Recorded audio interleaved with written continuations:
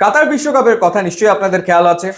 Argentina প্রথম ম্যাচে মুখোমুখি হলো সৌদি আরবের এবং লিওনেল স্কালোনি তিনি সৌদি আরবের বিপক্ষে স্টার্টিং 11-এ রাখলেন লাউতারো মার্টিনেজকে। লাউতারো মার্টিনেজ তিনি একাধিক গোলের সুযোগ পেয়েও গোল করতে ব্যর্থ হলেন, অফসাইডে ট্র্যাপে পড়লো তার করা গোল এবং আর্জেন্টিনা হোঁচট খেলো সৌদি আরবের বিপক্ষে।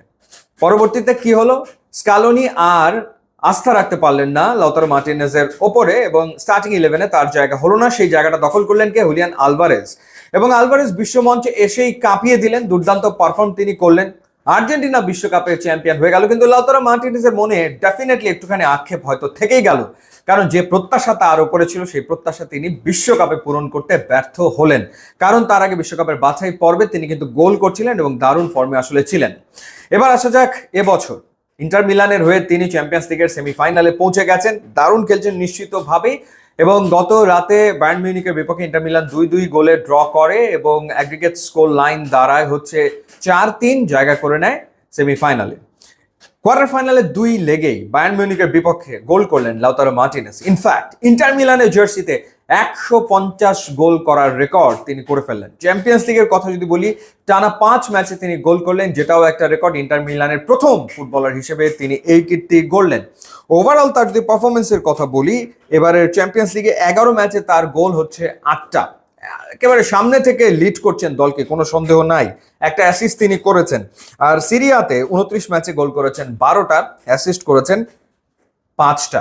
তো সিরিয়াতে 12 গোল, চ্যাম্পিয়ন্স লিগে 8 গোল, 20 গোল করে ফেলেছেন। বোঝাই যাচ্ছে যে কি দুর্দান্ত ফর্মে তিনি আসলে রয়েছেন।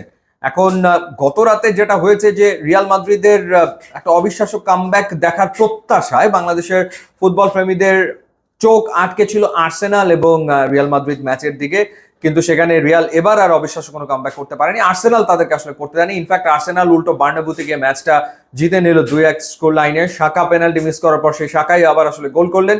তো যাই হোক, আর্সেনাল উঠে গেল শেষ 4-এ।